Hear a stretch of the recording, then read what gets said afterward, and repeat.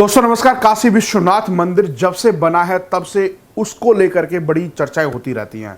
कभी भव्यता की चर्चा होती है तो कभी काशी में प्रधानमंत्री जो नरेंद्र मोदी हैं उनके जो दौरे होते हैं उसकी चर्चाएं होती हैं। आज और बहुत ज़्यादा विशेष चर्चा है कि ज्ञानवापी जो मस्जिद है, कोर्ट ने बड़ा आदेश दे दिया है। जो लोग वीडियो सर्वे से रोक रहे थे, वहां पर अल्लाहू अकबर के नारे जो लगा रहे थे, उनके मुंह पर कहीं ना कहीं कड़ा तमाचा कोर्ट ने मार दिया है। और कोर्ट ने बोला है कि ताला खोलो या ताला तोड़ो, वहां की पूरी वीडियोग्राफी और पूरी सर्वे करके हमको चाहिए और उसके बाद ही इसका कुछ निष्कर्ष निकल सकता है।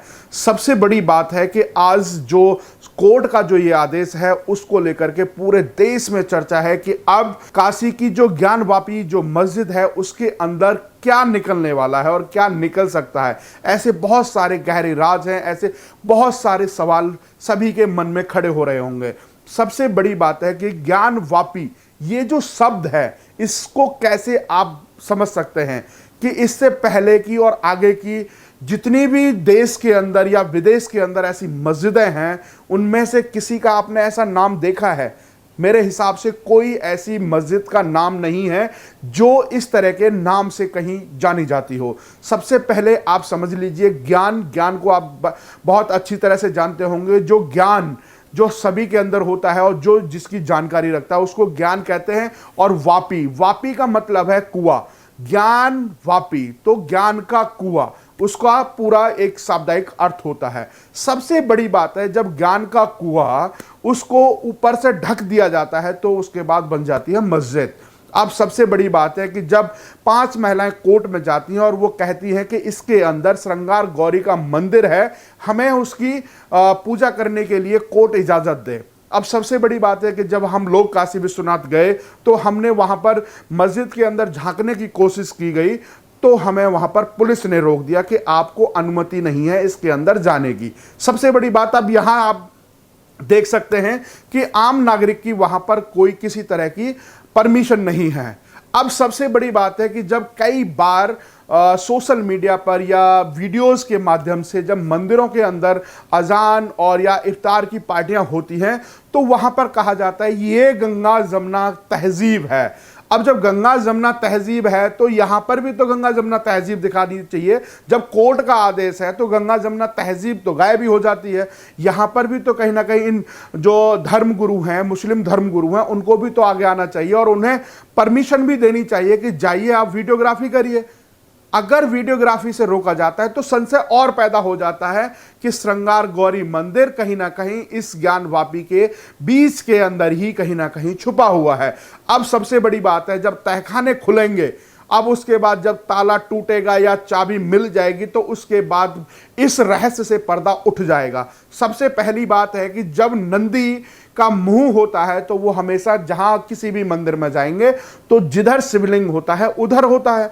और जब आप काशी विश्वनाथ के मंदिर के अंदर जब भ्रमण कर रहे होंगे, नंदी के पास पहुंचेंगे तो उसका मुंह सीधा ज्ञानवापी की तरफ है। अब तो ये सीधा सीधा दर्शाता है कि जो नंदी है वो कह रहा है कि ये गौरी का या फिर शिवलिंग है इसके अंदर है। अब बात आती है अहिल्याबाई की। अहिल्याबाई ने जब इसकी जो काया पलट की थी और उस समय अहिल्याबाई ने जो विशाल काय जो काशी विश्वनाथ बनाया था तो उस समय उसको भी कहीं ना कहीं रहा होगा डर कि कहीं कुछ गड़बड़ ना हो जाए, जिससे कि हमारे जो मंदिर हैं उनके ऊपर जिस तरह का अतिक्रमण होता है कहीं इसी तरीके से इस पर भी अतिक्रमण ना हो। तो इसलिए उन्होंने जब जमीन से नीचे शिवलिंग की स्थापना की गई थी। तो जब तहखाना खुलेगा तो उसके अंदर गणेश जी होंगे, उसके अंदर हनुमान जी की मूर्ति होगी, उनके अंदर गौरी शंकर का जो मंदिर है वो कहीं ना कहीं उसके अवशेष होंगे।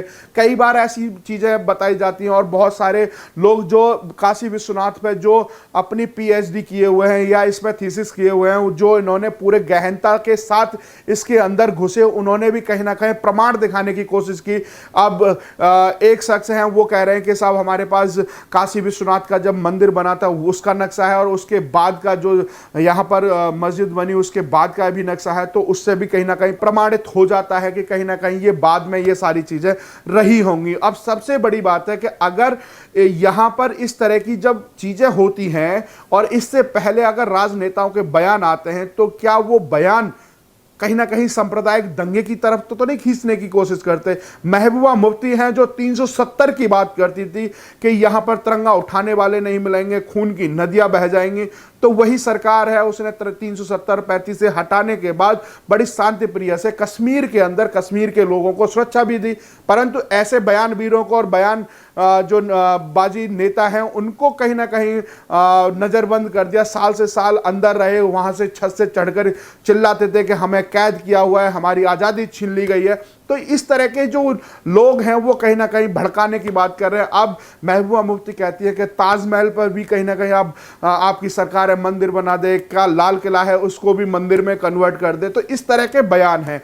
अब ओवैसी हैं, ये किसी भी चीज में पीछे नहीं रह सकते, तो इन्होंने भी कहा है कि भाजपा कहीं ना कहीं इन चीजों की तुष्टीकरण की राजनीति कर रही है। अब सबसे बड़ी बात है कि इसके साथ साथ ज्ञान वापी के साथ अब दो नए और मुद्दे खड़े हो गए।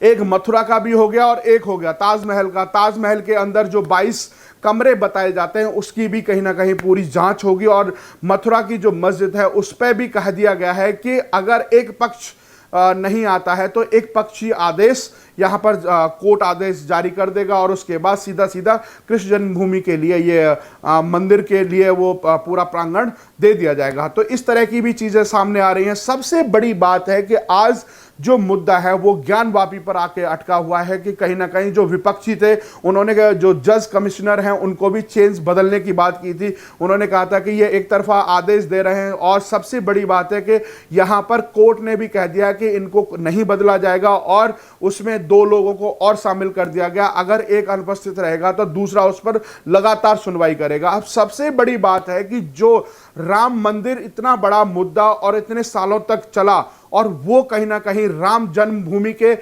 फेवर में आया, और उसके बाद से वहां पर निर्माण भी शुरू हो गया। यहां तो काशी विश्वनाथ का है, पहले से कॉरिडोर प्रधानमंत्री नरेंद्र मोदी जी की कॉन्स्टिट्यूएंसी है, तो उसके अंदर इतना बड़ा विशाल का एक कॉरिडोर बना दिया गया, तो यहां कैसे पीछे छूटा जा सकता है? कहीं ना कहीं कुछ लोग ये आरोप लगा रहे हैं कि 2024 का इलेक्शन है, इसको भाजपा भुनाने की कोशिश कर रही है, तो इसलिए इन मुद्दों को दोबारा से खोदा जा रहा है। अब सबसे बड़ी बात है, अगर खुदाई होगी, तहखाना खुलेगा, तो कहीं ना कहीं उसके अंदर मंदिर के अवशेष मिलेंगे।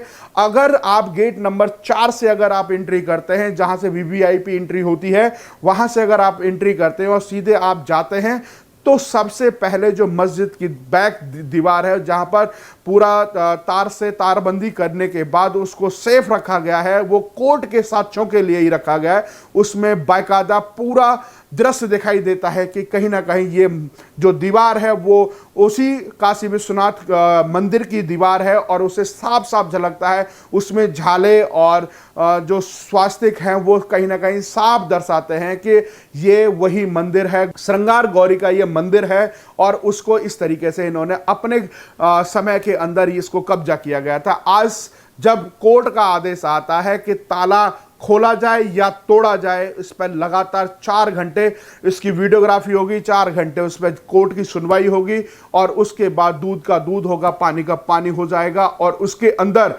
जिस तरीके से जब पहली बार वीडियोग्राफी के लिए गए थे और अल्लाह अकबर के नारे लगाए, उनको कहीं ना कहीं योगी की पुलिस ने कुछ ही समय के अंदर उनको शांत करा करके घर भेज दिया, और उसके बाद लगातार कोर्ट के जो जजमेंट हैं वो आ रहे हैं। उसके बाद अब नया आदेश और नया फैसला कि इसमें पूरी तरह से वीडियोग्राफी करा करके इस ज्ञान वापी मस्जिद के अंदर वाकई क्या है वो रहस्य पूरे देश के सामने आएंगे। और जो चबूतरे की बात आती है, उस चबूतरे के नीचे ही कुछ ना कुछ रहस्य कुछ ना कुछ रहस्य दबे हुए होंगे। तो अब आप देख सकते हैं कि जिस तरीके से मंदिर का जो ढांचा होता है वो कहीं ना कहीं मस्जिद के चारों तरफ जो दीवारें हैं उन पर अवशेष दिखाई देते हैं। वो 3 गुंबद बना करके अपना राज स्थापित करके उन्होंने कह दिया कि यह ज्ञानवापी मस्जिद है और इसके अंदर अब नमाज उन्होंने पढ़ी और लगातार पढ़ते भी आ रहे हैं। जब से पूरा कॉरिडोर बन गया उसके बाद से भी उसके अंदर नमाज चल रही है और किसी ने किसी तरह की रोक टोक नहीं है।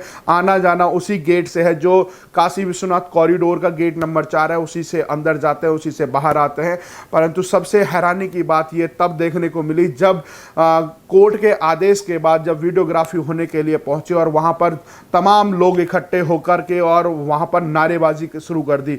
अगर आप इस चीज को समझ सकते हैं कि जिस तरीके से जहांगीरपुरी में बुलडोजर चला तो वहां पर लोग इकट्ठे हुए, शाहीन बाग के अंदर अगर बुलडोजर की चर्चा हुई और बुलडोजर पहुंचा तो वहां पर लोग इकट्ठे हुए, ये कहीं ना कहीं देश को भीड़ तंत्र में कन्वर्ट करने की साजिश कहीं ना कहीं दिखाई दे रही है। और ये हमारे लोकतंत्र जो कहते हैं कि लोकतंत्र खतरे में है, उन लोगों को आज ये लोकतंत्र कहीं खतरे में दिखाई नहीं दे रहा है। अगर बुलडोजर की कार्रवाई होती है तो वहां भीड़ इकट्ठी होकर के बुलडोजर को बाहर वापस भेज देती है तो वहां पे भीड़ तंत्र नहीं दिखाई देता है। अगर वहां पर वीडियोग्राफी जब कोर्ट के आदेश के बाद अगर वीडियोग्राफी होती है तो वहां पर अगर भीड़ इकट्ठी होती है तो वहां पर लोकतंत्र नहीं दिखाई देता है, ना संविधान दिखाई देता है। सबसे बड़ी बात है कि जो लोग संविधान की दुहाई देते हैं और जो संविधान और हाथ में तिरंगा लेकर के कहते हैं हम संविधान बचाने के लिए आए हैं, अगर वही संविधान कहता है कि ज्ञानवापी के अंदर जाकर के वीडियोग्राफी होगी और उसकी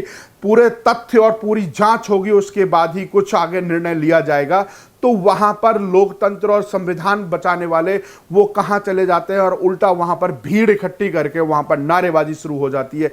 ये सबसे बड़ी बात है कि देश के अंदर लोकतंत्र के ऊपर भीड़ तंत्र हावी होता हुआ दिखाई दे रहा है। अगर भीड़ तंत्र इसी तरीके से हावी होता हुआ दिखाई दिया तो कहीं ना कहीं जो श्रीलंका के अंदर बड़े बड़े नेता, बड़े बड़े जो अफसर हैं, उनके घरों में आग लगा दिया गया और वहां पर सांसद की मौत भी हो जाती है। तो ये भीड़ तंत्र का ही वहां पर रिजल्ट देखने को मिला।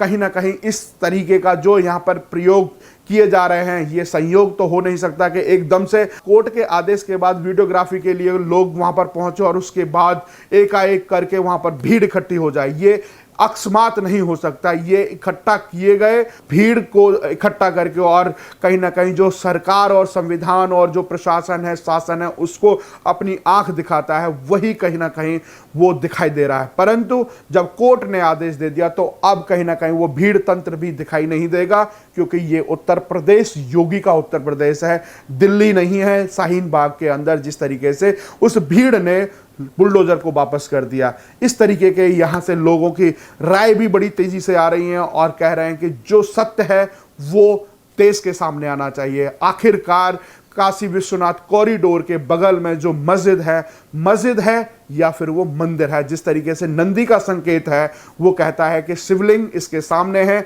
और इसी के ज्ञानवापी के अंदर ही है। नाम से भी आपको पता चल गया कि ज्ञानवापी का मतलब ज्ञान का कुआं। तो कहीं ना कहीं वो कुएं की जो बात होती है वो भी कहीं ना कहीं यहीं पर छुपा हुआ है। ऐसी खबरों के लिए आप हमारे साथ जुड़े रहिएगा। जय हिंद, जय भारत।